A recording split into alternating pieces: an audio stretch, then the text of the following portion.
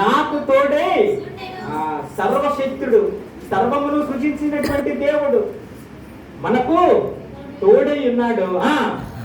నా పిల్లలు నా చుట్టూ, దేవుడు నీతో ఉంటే నీ పిల్లలు నీ చుట్టూ ఒలీవ మొక్కల వలె ఉంటారు.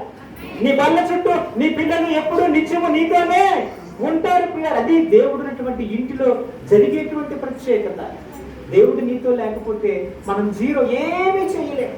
నీకు ఎంత శక్తి ఉన్నా, ఎంత బలగం ఉన్నా, ఎంత బంధువులున్నా, ఎంత డబ్బున్నా, ఎంత ధనమున్నా, ఎంత చదువురువైనా, నీకు ఎంత పెద్ద ఉద్యోగమైనా, దేవుడు తోడుగా లేకపోతే, దేవుడు నీతో లేకపోతే, నీ ఇంట్లో లేకపోతే నువ్వు చాలా కష్టాలు నష్టాలు అనుభవించవలసినటువంటి పరిస్థితి దాపురిస్తుంది. ఇక్కడ యోగు చెప్తున్నటువంటి మాట, నా పిల్లలు నా చుట్టూ ఉంటారు, నేను పెట్టిన అడుగల్లా నేతిలో పడినట్టే ఉంటారు. మనం ఎక్కడ అడుగు పెట్టినా, ఏ ప్రాంతానికి వెళ్ళినా ఎలా ఉంటదట?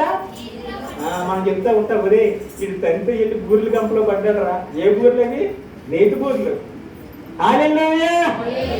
మీరు గమనించండి, దేవుడు గొప్పవాడు, దేవుడు నిజమైనటువంటి వాడు. మనం అబద్ధం చెప్పవలసినటువంటి అవసరము లేదు. కాబట్టి పిల్లరా, ఆయన అడుగు ఎక్కడైతే పెడతాడో, దేవుడు నమ్ముకున్న బిడ్డ దేవుడు తనతో ఉంటే ఎక్కడ అడుగు పెడితే బంగారం అయిపోతా ఉంటాడంట. చాలా మంది దరిద్రులు ఉంటారు, ఆ అడుగు అక్కడ పెట్టగానే ఏమైపోతుంది? బంగారం కాస్త బూడిదైపోతుంది. హల్లెలూయా! దేవుడు నిన్ను ఆశీర్వదించడానికి ఈ సంవత్సరం, నిన్ను ఉన్నతంగా అభివృద్ధి చేయడానికి, నీ వ్యాపారాన్ని, నీ ఉద్యోగాన్ని, నీకు కలిగినటువంటి సమస్తమును కూడా ఆయన ఆశీర్వదించడానికే ఈరోజు ఈ నూతన సంవత్సరంలో నీతో మాట్లాడుతూ ఉన్నాడు.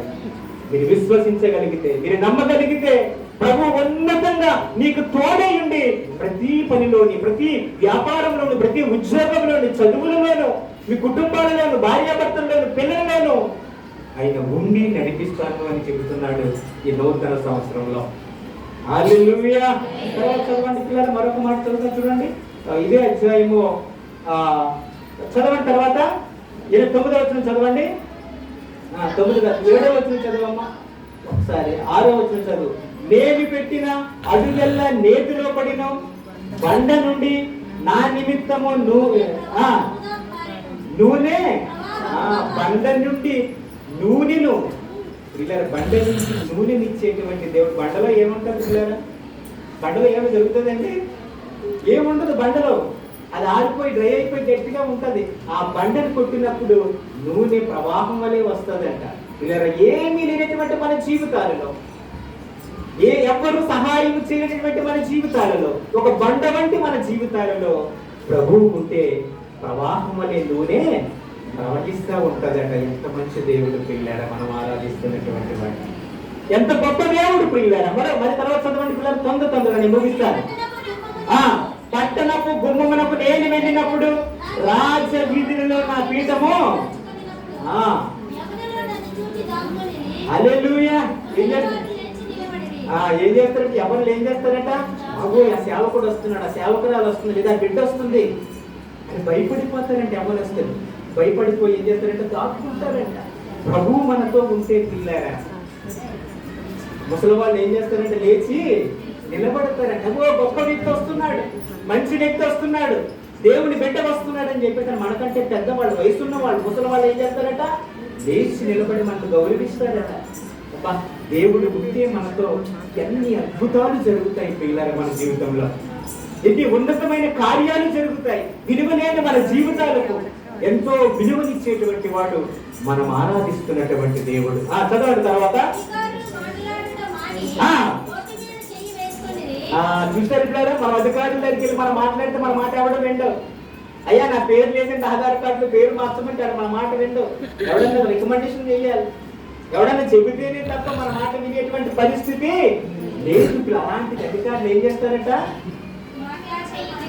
నోటి మీద చెయ్యి వేసుకుంటారు. ఏంటి కదా, ఏమిటి పరిస్థితి? దేవుడు నమ్ముకుంటే ఎంత శక్తి ఉంటుంది పిల్లలు. ఒక బలహీనులని, విలువలేని వారిని, ఏమీ లేనటువంటి వారిని, అనాథులను, దరిద్రులను, దీనులను పిల్లల అధికారులు ఎదుట దేవుడు నిలవబెడతాడు. అధికారులు మనల్ని చూసి నోటి మీద వేరేసుకుంటారట. ఎంత గొప్ప దేవుడు పిల్లలు. మీరు ఎప్పుడైనా విన్నారా? అధికారులు మనకు లోబడ్డం, దేవుణ్ణి నమ్ముకుంటే నీకు చదువు అవసరం లేదు, నీకు జ్ఞానవంతురాలు అవసరం లేదు, అధికారులు అవసరం లేదు. దేవుడు నీతో ఉంటే, నీ ఇంట్లో ఉంటే అధికారులు నిన్ను చూసి చెయ్యి వేసుకుంటారు. చదవండి తర్వాత త్వరగా. ప్రధానులు గొప్పవాడు. ప్రధానులు అంటే హెడ్ ఆఫ్ ది డిపార్ట్మెంట్స్. వాళ్ళు ఏం చేస్తారట? మాట్లాడరు. నీ మాటకి మాట ఉండదు. నువ్వు చెప్తే ఎదురు చెప్పే వాళ్ళు ఉండరా? మనం ఏదైనా చేద్దాం అనుకోండి, అలా కాదండి ఇలా చేద్దామని సలహాలు ఇస్తారు. కానీ ఇప్పుడు దేవుడు నమ్ముకున్న బిడ్డవు నీవు, దేవుడు నీతో ఉంటే ఆ ప్రధాన దగ్గరికి వెళ్తే ప్రధాని నువ్వు మాట్లాడుతూ ఉంటే తిరిగి మాట్లాడరా? ఏంటండి గొప్ప? హల్లెలూయా! ఏమిటి శక్తి? ఆలోచించండి ప్రియులారా. మనం ఇలాగే ఈ స్థితిలోనే ఉండిపోకూడదు, ఈ పరిస్థితుల్లోనే మన జీవితాన్ని మనం ముగించకూడదు ప్రియులారా. మన ద్వారా మన కుటుంబానికి వెలుగు రావాలి, మన ద్వారా ఈ సమాజానికి గొప్ప మేలు జరగాలి. హల్లెలూయా! ప్రధానుడు సహితము ఆయన నోరు ముగించేటువంటి వాడు మనం నమ్ముకున్న దేవుడు. తర్వాత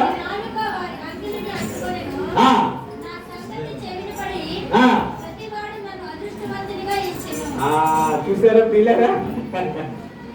ప్రతి ఒక్కరు చూసిన వాళ్ళందరూ కూడా ఏమంటారు? వీడు అదృష్టవంతులండి, ఈ అమ్మ అదృష్టవంతురాలండి, ఈ అమ్మ ఎదురుస్తే మనకు మేలు జరుగుతుందండి, ఈ అమ్మతో మాట్లాడితే మనకు శాంతి కలుగుతుందండి, సమాధానం కలుగుతుందండి, ఈ అమ్మ ప్రార్థన చేస్తే మనకు స్వస్థత వస్తుందండి. చూసారా పిల్లరా? ప్రజలందరూ కూడా అదృష్టవంతురాలు, అదృష్టవంతుడు, అదృష్టవంతురాలు, అదృష్టవంతుడు అని చెప్పేటువంటి గొప్ప అవకాశం దేవుడు మనకి ఇస్తా ఉన్నాడు. అదృష్టవంతురాలుగా నేను చేస్తాడు. చాలా మంది నా ఇంటికి వచ్చి నా ఇంట్లో అడుగుపెట్టి నాకు దరిద్రం పట్టుకుందంటారు. అత్త ఏం చెప్తారు? కోడల్లే ఒలే నువ్వు వచ్చిన తర్వాతే నాకు దరిద్రం పట్టుకుంది, నువ్వు ఎప్పుడు పోతావా ఇంటి నుంచి అంటారు. అవునా కాదా? నిజమే కాదు? నీ ఎవరు అనలేదు, మీ అత్తకి మిమ్మల్ని అనలేదా? దరిద్రవంతురాలు, నువ్వు అడుగు పెట్టావు నాకు దరిద్రం పట్టుకుంది, నువ్వు అడుగు పెట్టావు నా ఇంటికి అనారోగ్యం వచ్చింది, నాకు సావు దగ్గర పడింది, నా కుటుంబం చెల్లాచెదరం అయిపోయింది, నా కూతుర్లు నా కొడుకులు ఎవరు కానరాకుండా పోయారు. అలాంటి అడుగుని దురదృష్టకరమైనటువంటిది అని అంటా ఉంటారు. కానీ ప్రభువు నీతో ఉంటే, ప్రభువు నీ ఇంట్లో ఉంటే నేను చూసి అదృష్టవంతురాలమ్మ, నా కోడలు వచ్చిన తర్వాత నాకు ఈ వైభోగం వచ్చింది, ఈ సంపద వచ్చింది, ఈ సిరి కలిగింది. నేను ఎప్పుడు అనారోగ్యంతో బాధపడతా ఉండేదాన్ని. నా కూతురులాంటి నా కోడలు చదువు పెట్టిన తర్వాత నా ఇల్లంతా స్వస్థతతో నిండిపోయింది, సంతోషంతో నిండిపోయింది, సమాధానంతో నిండిపోయింది అని నీ గురించి అనేకులతో ఆమె ఏం చెప్తుంది? సాక్ష్యం చెప్తాడు. ఎవరిని బట్టి? నిన్ను బట్టి, నీవు కలిగి ఉన్నటువంటి దేవుణ్ణి బట్టి ఆమె సాక్ష్యం ఇవ్వగలుగుతాడు. పిల్లలు ఆలోచించండి. ఈ 2025వ సంవత్సరంలో ప్రభువు నీతో ఉండాలి, నీ ఇంట్లో ఉండాలి. నీ ఇంట్లో ఉంటే నీకు సమాధానము, నీ పిల్లలందరూ నీ చుట్టూ ఉంటారు, నీ ఇంట్లో ఉంటారు. నీ ఇంట్లో కలహాలు ఉండవు, లోటు ఉండదు, అప్పులు ఉండవు, బాధలు ఉండవు. హల్లెలూయా! చిన్న మాట చెప్తాను పిల్లారా, ఒక ఎగ్జాంపుల్. మనలాగే మంచి విశ్వాసులు ఉన్నారట, ఒక నలుగురు విశ్వాసులు చాలా చక్కగా చర్చిలో పాటలు, భక్తి అవి ఇవన్నీ చేస్తూ ఉంటే ఒకసారి ప్రభువే డైరెక్ట్ గా ప్రత్యక్షమయ్యి ఒక అమ్మతో అన్నాడంట, రూతమ్మ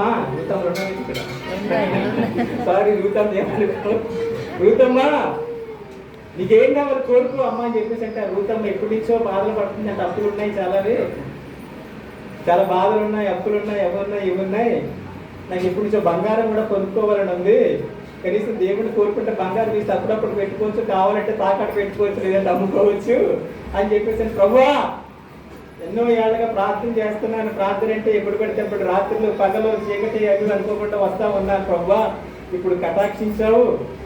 మనసులో ఏమనుకుందంటే బంగారం అడగాలని అనుకుంది. బంగారం అయితే చక్కగా పెట్టుకోవచ్చు, ఎప్పటి నుంచో మా అమ్మ కొనలేదు, మా అత్త కొనలేదు, మా ఆయన కొనలేదు, దేవుడు ప్రత్యక్షమై ఇప్పుడు నా కోరిక తీరుస్తున్నాడు, నా మనసులో ఉన్నది ఆశపడే ప్రాణాన్ని అది అలాగని చెప్పేసి బంగారం కోరుకుందంట. అయితే నీకు బంగారం ఇస్తున్నానమ్మా అని చెప్పేసానండి, బంగారం ఇచ్చాడండి. ఇంకొక ఆయనకి ప్రత్యక్షమయ్యాడు. యోహాన్ గారు ఉన్నారేంటి? నేను చెప్పిన మందిలో ఉన్నారు. యోహాన్ గారు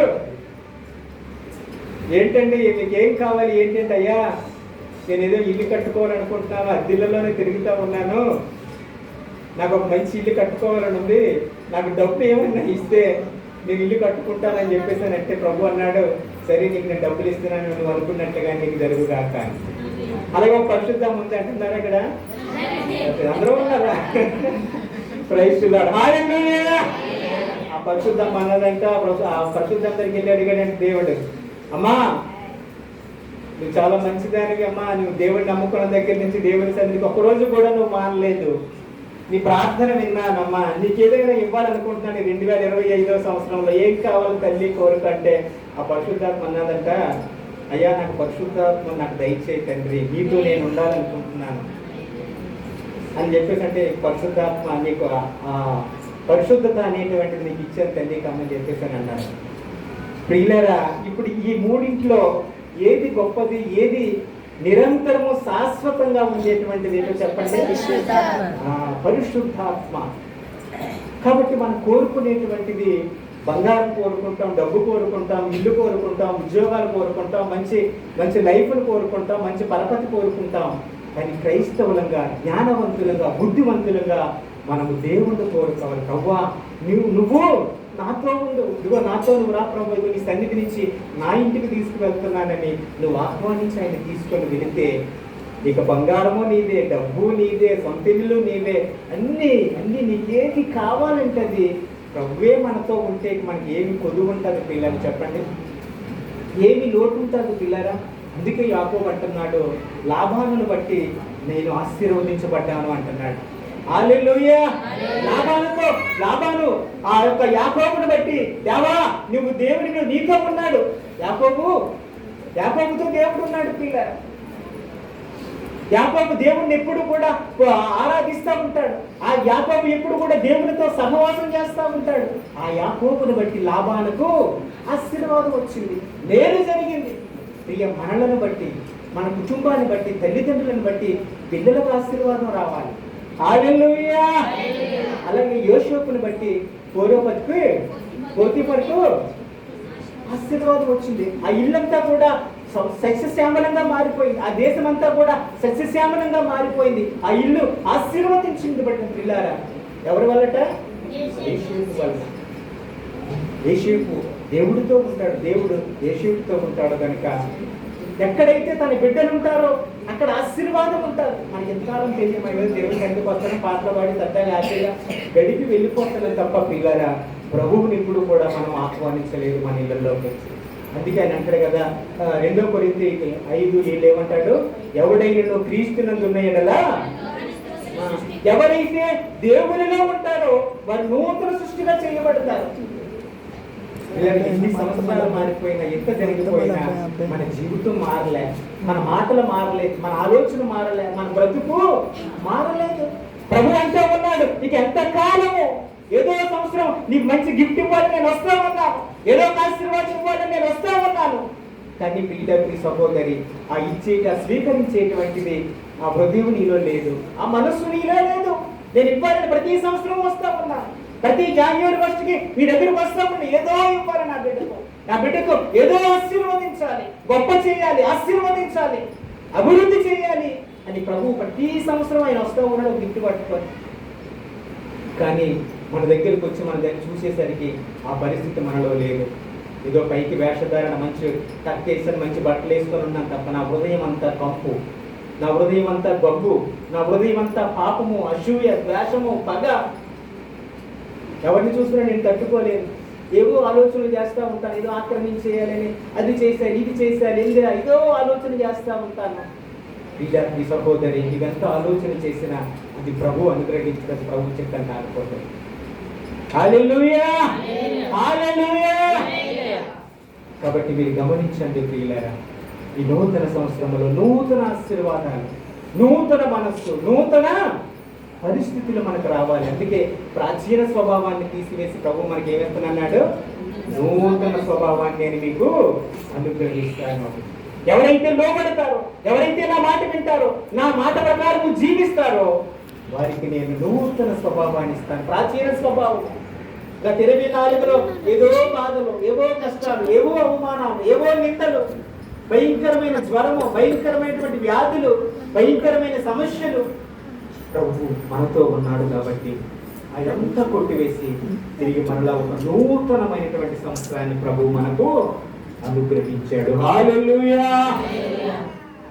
మరొక మాట చూద్దాం, చూడండి. యెషయా 43వ అధ్యాయము 19వ వచనం చదువుదాం చూడండి. త్వరగా చూద్దాం. ఇదిగో నేను ఒక నూతన క్రియ, హల్లెలూయా, నూతన క్రియ ఈ రోజు ప్రారంభించాడు ప్రభు నీ జీవితంలో చేయడానికి, మన సంఘంలో చేయడానికి, మన ఇంట్లో చేయడానికి. ఆయన ఒక నూతన క్రియ ప్రారంభిస్తూ ఉన్నాడు. మనం యాక్సెప్ట్ చేస్తామండి? చేస్తామా చేయమా? ఎలా ఉండడం దేవునికి ఇష్టం లేదు. ఈ పరిస్థితుల్లో ఇలా జీవించడం ప్రభుకి ఇష్టం లేదు.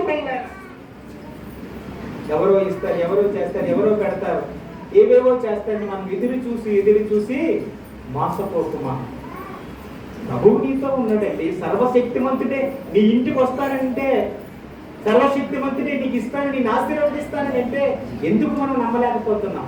ఎందుకు విశ్వాసము ఉంచలేకపోతున్నాం దేవుడి మీద? ప్రియులారా, ప్రభువు నీ ఇంట ఉంటే హల్లెలూయా, హల్లెలూయా, మనకి ఏ కలువ ఉండదు ప్రియులారా. ఏ యొక్క అపాయము మన కుటుంబాలకు రాదు, ఏ తెగులు మన గుడారమును సమీపించదు, ఏ జబ్బు నీ ఒంట్లోకి రాదు, నీ ఇంట్లోకి రాదు. ప్రభువును మనం ఆహ్వానిద్దాం. ప్రభువుతో మనం అంటుకట్టబడతాం పిల్లలు. ఈ కొత్త సంవత్సరంలో పాతవన్నీ విడిచిపెట్టేద్దాం, పాత తలంపులు తీసేద్దాం, పాత అలవాట్లు, పాత ఆలోచనలు, పాత పనులు ఇవన్నీ కూడా ఈ రోజు ఇక్కడే సమాధి చేసి నూతనమైనటువంటి వ్యక్తులుగా నవీన స్వభావం, కొత్త స్వభావాన్ని, కొత్త మనస్సును మనము ధరించుకొని మనము వెళితే ఎంత చక్కగా ఉంటుంది. ఆశీర్వాదాలు ప్రభు నేను ఇస్తానంటున్నాడు. ప్రతి క్రిస్మస్ కి ఆయన వస్తున్నాడు. కొన్ని క్రిస్మస్ కి నన్ను వెళ్ళలేదులే, జనవరి 1st కైనా పిలుస్తారని వస్తున్నాడు. చూసి వెళ్ళిపోతా ఉన్నాడు. ఎందుకంటే మనకు ఉన్నటువంటి పనులను బట్టి, మనకు ఉన్నటువంటి ఏవేవో అలవాట్లను బట్టి, ఏవేవో ఆచారాలను బట్టి మనము ప్రభువుని మనస్ఫూర్తిగా ఆత్మనించలేకపోతా ఉన్నాం మన ఇంట్లో. ఆయన ప్రతి క్రిస్మస్ కి వస్తున్నాడు, ప్రతి సంవత్సరం వస్తున్నాడు. నా బిడ్డకు ఏదో ఇవ్వాలి, ఆశీర్వదించాలి, దీవించాలి, గొప్ప చెయ్యాలి నా బిడ్డ అని అనుకుంటున్నాడు. ఏదో క్రిస్మస్ అడవుల్లో పడి నన్ను పట్టించుకోలేక చూద్దాం అనుకున్నాడు ప్రభు. జనవరి 1st దాకా వెయిట్ చేశాడు మా బయట. ఆ ఇంటి వాకట ఆయన కూర్చున్నాడు. జనవరి 1st ఆయన పక్కన చేసి మళ్ళీ తిరిగి మన కొత్త బట్టలు వేసుకొని తయారయ్యి చర్చకు వచ్చేసాం. ప్రభు ఆయన అక్కడే వెయిట్ చేస్తా ఉన్నాడు మన ఇంటి గుమ్మం దగ్గర. ఆయన తలుపు తీస్తే ఎవరు తలుపులో మూయలేరు, ఆయన మూస్తే ఎవరు కూడా అది గమనించాలి. హల్లెలూయా, పరలోకం నుంచి దేవదూతల సమూహమే వచ్చేస్తుంది మన ఇంట్లోకి. తెలుసా మీకు? యేసు ప్రభువు పుట్టినప్పుడు ఏం చేసిందంటే గాబ్రియల్ దేవదూతలతో పాటు దూతలు మొత్తం ఆ పరలోకం నుంచి దూతలు మొత్తం ఖాళీ చేసుకొని వచ్చేసారు. హల్లెలూయా, దేవుడు ఎక్కడుంటే పరలోక సైన్య సమూహం అంతా అక్కడే ఉంటుంది పిల్లలు. ఎంత శక్తి ఉంటుందండి మనకు. ఒక్క దేవుణ్ణి కానీ మన ఇంట్లోకి, మన ఒంట్లోకి ఆహ్వానించగలిగితే పరలోకంలో ఉన్నటువంటి దూతల సమూహం అంతా కూడా మన ఇంట్లో ఉంటుంది, మన ఇంటి చుట్టూ ఉంటుంది. హల్లెలూయా, ఏదో వింటున్నారండి? అర్థమవుతుందా? నీ వాక్యమే నన్ను బ్రతికించెను.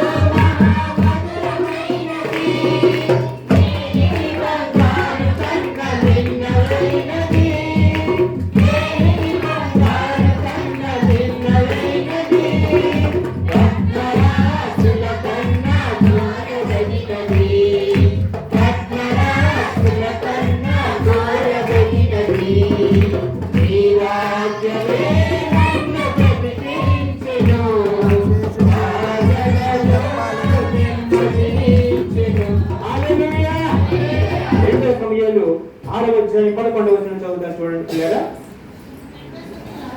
6వ అధ్యాయము 11వ వచనం చదువుతాం పిల్లరా.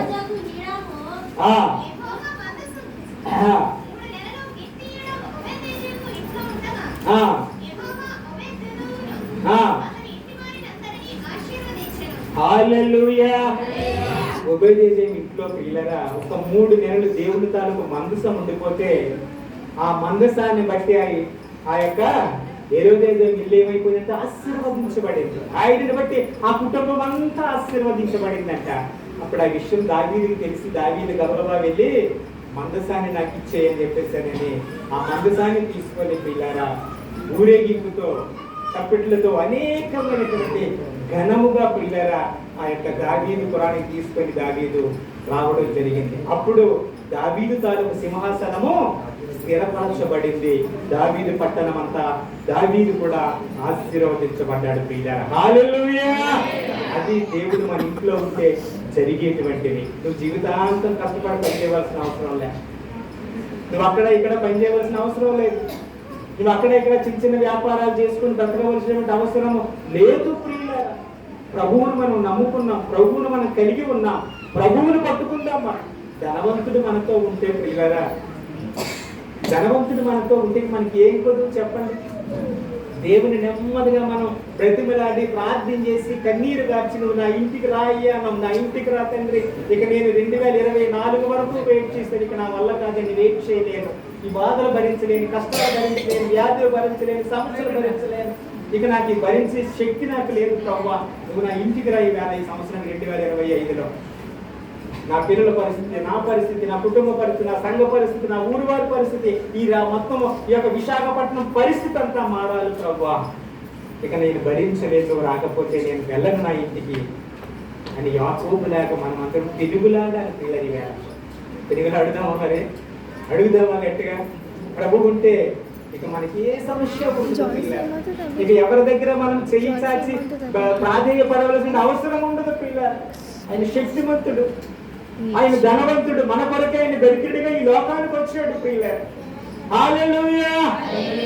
కాబట్టి మీరు గమనించండి, దేవుడు గొప్పవాడు పిల్లలు. 2025 ఒక ఉన్నతమైన ఆశీర్వాదకరమైనటువంటి సంవత్సరంగా ఈ జనవరి నెల 1వ తారీఖు 2025 నుంచి తిరిగి డిసెంబర్ 25, 31 వరకు కూడా ప్రభువు మనలను ఉన్నతంగా ఆశీర్వాదాలతో, సంతోషంతో, సమాధానంతో గొప్పగా మనం ఎంత ఉంటే అనేక లేచి నిలబడాలి. హల్లెలూయా. యవనస్తులు మనం చూసి ఏం చేయాలంటే సందుల్లో పారిపోవాలి అక్కడికి ఇక్కడికి. ఎందుకంటే ఆయన గొప్పవాడు, పరిశుద్ధుడు, దేవుని నమ్ముకునేటువంటి సేవకురాలు. భయపడిపోవాలి మనల్ని చూసి. అధికారులు ఏం చేయాలి? నోటి మీద వేరేసుకోవాలి. బాబాయ్ తిరిగి మాట్లాడకూడదు ఆయనతో. ఆయన దేవుని సేవకుడు. ఒకవేళ ఏమైందంటే నేను నాశనం అయిపోతాను, నా కుటుంబం నాశనం అయిపోతాను, నేను ఈ భూమి మీద గుగ్గు అయిపోతాను, నేను ఉండను అనేక పరిస్థితుల్లో అటువంటి భక్తి కలిగి ఉండాలి మనం. పోయిలే ఏదో ఆశ్రమాషిగా వచ్చి ప్రార్థన చేసుకొని ఏదో అల్లాటప్పులను వెళ్తూ ఉంది. దేవుని సన్నిధిని బంధించినటువంటి అగ్ని పరిశుద్ధాత్మ దేవుడు మన మధ్య నివాసం చేస్తా ఉన్నాడు. మన మధ్యలో ఉన్నాడు పరిశుద్ధాత్మ. ఎక్కడ 2, 3 కూడి నా నామమును ప్రార్థిస్తారో నేనున్నాను. ఎక్కడ 2 ఉంటారో, ఎక్కడ ప్రార్థన చేస్తారో, వారి ఇళ్లలో, వారి గృహాలలో, వారి ఇంట్లో, వారి ఒంట్లో నేనుంటాను అని దేవుని మాట మనతో చెబుతూ ఉండే ప్రియులారా. మీరు నమ్ముతారే కదా, మీరు విశ్వసిస్తారా? మీరు బాగుపడాలంటే, మీకు మంచి ఉద్యోగాలు రావాలంటే, మంచి సంబంధాలు రావాలంటే, మన పిల్లలు అభివృద్ధి చెందాలంటే, మన కుటుంబము సస్యశ్యామలంగా సంతోషంతో సమాధానంతో ఎప్పుడు నవ్వుతూ మనం ఉండాలని. మీ నోటి నిండా నవ్వుండాలి, ప్రతి సంవత్సరము నవ్వుండాలి. మన ఇంటి నిండా బాధలున్నా మనం నవ్వుతూ ఉండాలి. ఎందుకంటే మన ప్రభువు మనతో ఉన్నాడు. హల్లెలూయా. ఆ ఇంటి వాకిట స్థలమైనా లేదట. కనీసం ఎవరో మీ అడుగు పెట్టడానికి ఆ అమ్మని పలకరిందాము, ఆ అయ్యగారిని పలకరిందామనంటే ఇంటి చుట్టూ జనాలకు తండోపతండాలుగా వచ్చేస్తా ఉన్నారు. ఎందుకంటే ఆ ఇంటిలో ప్రభు ఉన్నాడు. ఆ ఇంటిలో ప్రభు ఆశీర్వాదం ఉంది, ప్రభు స్వస్థత ఉంది. కాబట్టి అటువంటి ఇల్లుగా, అటువంటి గృహాలుగా ప్రభు మనలో ఈ 2025వ సంవత్సరాన్ని దీవించబోతూ ఉన్నాడు. హల్లెలూయా. కాబట్టి మీరు గమనించండి ప్రియులారా, ప్రభు మనతో మాట్లాడాడు. మనల్ని ఆశీర్వదించడానికి ఆయన ఎంతో తహతహలాడుతూ ఉన్నాడు. మన కొరకు ఆయన నిరీక్షిస్తూ ఉన్నాడు. మన కష్టాలు, నష్టాలు, బాధలు, శ్రమలు, ఇబ్బందులు, వ్యాధులు, సమస్యలు, మన కుటుంబంలో ఇంట్లో ఉన్న ప్రతీది తీసివేయడానికి ఆయన సిద్ధంగా ఉన్నాడు. మనమే కాదు, మన కుటుంబం అంతా వచ్చి దేవుని సన్నిధిలో ఉండాలి. మన భార్య, భర్త, పిల్లలు, అవసరమైతే తిరుగు పొరుగు వారిని కూడా మన దేవుని సన్నిధిలో ఎప్పుడో ఏర్పడ్డ సంఘం. మన సంఘం ఎప్పుడో ఏర్పడ్డారు. చిన్న మందా భయపడిన దేవుడు ఎప్పుడు ప్రతిసారి మాట్లాడుతూ ఉన్నాడు. కానీ మనము అందులో పనిచేసే పనివారంగా లేము. దేవుని కొరకు ప్రాకులాంటి సంఘాన్ని అభివృద్ధి చేసేటువంటి ఆ మనస్సు మనకు రావటం లేదు. ఎందుకంటే మన యొక్క హృదయాలు బండబారిపోయాయి. ఏదో మన మట్టుకు మనమే భక్తి చేస్తున్నాం తప్ప ఇతరుల కొరకు, నా పక్కించే వారి కొరకు. నాకు మన మంచి ఒక మెసేజ్ ఒకటి చదివాను. నాకు కరెక్ట్గా 3-4 గంటలకు తెలివి వచ్చేస్తాను. నేను బాత్రూమ్కి వెళ్ళి వచ్చి మరలా దుప్పటి కట్టుకొని పడుకుంటాను. ఎప్పుడో ఖాళీ ఉంటే బైబిల్ చదువుతాను. పిల్లరా, ఆ మాట నేను వాట్సాప్లో చదివినప్పుడు దేవుడట 3 గంటల నుంచి 4 గంటల ప్రాంతంలో మనతో ఉండడానికి, మనతో సహవాసం చేయడానికి, మనల్ని ఉన్నతంగా ఆశీర్వదించడానికే ఆయన లేపుతాడట. మనల్ని ఒక కళారూపంలోనో లేదంటే ఒక బెల్లగొట్టినట్టు. నాకు ఇవాళ ఉదయాన్ని ఎవరో బెల్లగొట్టినట్టు అనిపించింది. నేను యాక్చువల్గా 8-9 వరకు లేగను. నేను లెగ్స్ చూసానికి 7 అయింది. దీనికి ప్రభావం 3 గంటలు 4 గంటలు లేకపోతాను అనుకున్నా, 7 గంటలు లేకపోతే లెగ్స్ బైబిల్ చదువుతున్నా. హల్లెలూయా! ప్రభు ఏదో ఒక కార్యం చేయడానికి మనల్ని లేపుతూ ఉంటాడు, మనల్ని తడుతూ ఉంటాడు, మనతో మాట్లాడుతూ ఉంటాడు. ఎవరో ఒకరి ద్వారా దేవుడే స్వయంగా వచ్చేది. పిల్లారా, తన సేవకుల ద్వారా, వాక్యం ద్వారా, లేదా మాటల ద్వారా, పాటల ద్వారా ఏదో ఒక రూపంలో ప్రభు మనల్ని గురుగొలుపుతూ ఉంటాడు. మనతో మాట్లాడటానికి ప్రయత్నం చేస్తూ ఉంటాడు. మనము లోపడాలి, ఆ మాట వినాలి. విని వెంటనే లేచి ప్రార్థించడమో, బైబిల్ చదవడమో, ఏదో ఒకటి చేయడం మనం నేర్చుకోవాలి. ప్రియులారా, హల్లెలూయా! దయచేసి మీ అందరికీ నా 2 చేతులు కొట్టి నేను మొక్కుతూ ఉన్నాను, మిమ్మల్ని అడుగుతూ ఉన్నాను. ప్రియులారా, మంచి అవకాశం దేవుడు 2025. ఎంతో మంది మనకంటే గొప్పవారు, గనులైన వారు, ఎంతో ఉన్నతమైనటువంటి స్థితిలో ఉన్నవారు ఈ రోజు లేరు. ప్రియులారా, కారణము వారికి ప్రభు ఆ ధన్యత ఇవ్వలేదు. ఆ ధన్యత ప్రభు మనకి ఇచ్చాడు, నీకు ఇచ్చాడు, నిన్ను ప్రేమించాడు కనుక నీ కొరకు ఆయన ఎంతగానో ప్రాకులాడుతూ, నీ కొరకు ఆయన ప్రయాసపడుతూ, నీ చుట్టూ ఆయన కంచి వేస్తూ నిన్ను నడిపిస్తూ ఉన్నాడు. హల్లెలూయా! నాన్నవారు ఎవరు లేరు, నాకు ఎవరు సాయం చేసే వాళ్ళు ఎవరు లేరు. నేను ఎలా చేయాలి, నేను ఎలా ప్రాకులాడాలి, అప్పులు ఎలా తీర్చాలి, బాధలు ఎలా తీర్చాలి, కుటుంబాన్ని ఎలా లాక్కురావాలి, నా కష్టార్జితంతో ఎంతకాలం కష్టపడాలి, ఏం చేయాలి, ఎలా చేయాలి అనేటువంటి చింత నీకు వద్దు. ప్రయాసపడి భారం మోస్తున్న సమస్త జనులారా నా యొద్దకు రండి, నేను మీకు. హల్లెలూయా! ప్రభు నీతో మాట్లాడుతున్నప్పుడు ఎందుకు నీకు బాధ, ఎందుకు నీకు చింత? కాబట్టి రోజమైనటువంటి సత్యవాక్యము మీరు వింటూ మీరు మారగలిగితే మీ జీవితాలు ఉన్నతంగా ఆశీర్వదించబడతాయి. అనేకులకు పెట్టేటువంటి పరిస్థితుల్లోకి మనం వెళ్తాం. అనేకులను పోషించేవారుగా, అనేకులకు మనం మంచి ఆలోచనలు చెప్పేవారు. అది యోగంగా చదివితే అధ్యాయం మొత్తం 29 మొత్తం మీరు చదివితే అందులో ఉన్నతమైన మాటలు ఉంటాయి. అనేకులకు ఆలోచన చెప్పేవారుగా, అనేకులను ధైర్యపరిచేవారుగా, అనేకులను నడిపించేవారుగా, అనేకులను పోషించేవారుగాను ప్రభువు మనల్ని ఆశీర్వదిస్తాను అని యోగు చెబుతూ ఉన్నటువంటి మాటలు మనం వింటా ఉంటాం. కాబట్టి ప్రియ సహోదరి, ఈ రోజు 2025 ఒక ఉన్నతమైనటువంటి సంవత్సరము, ఆశీర్వాదకరమైనటువంటిది. ఈ 2025లో ప్రభువు మనల్ని ఆశీర్వదించడానికి, దీవించడానికి, అనేక అద్భుత ఆశ్చర్య కార్యములను చేయడానికి ఆయన మీతో మాట్లాడుతూ మన మధ్యకు ఉన్నాడు ఆయన. కాబట్టి మనం అందరము కూడా భక్తిపూర్వకంగా, హృదయపూర్వకంగా దేవుణ్ణి ప్రార్థించారు. నీ మనసులో ఏ చింత అయితే ఉందో, ఏ కోరిక అయితే ఉందో, ఈ 2025లో నువ్వేమి చెయ్యాలని ప్రణాళికలు వేసుకున్నావో వాటన్నింటినీ కూడా ప్రభువు సఫలపరుస్తాడు, నిన్ను దీవిస్తాడు, ఆశీర్వదిస్తాడు. దేవుడి కొద్ది మాటలను దీవించి ఆశీర్వదించడం. ఆమేన్.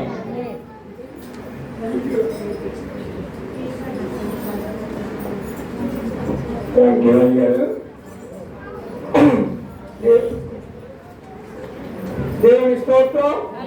హల్లెలూయా. చక్కని వాక్యం ఈ దినం దేవుని బిడ్డలారా, చక్కని వాక్యం విన్నాం. చేసి పాట పాడుతుంది. చక్కని వాక్యం. ఈరోజు నూతన సంవత్సరంలో నువ్వేం పొందుకోబోతున్నావు?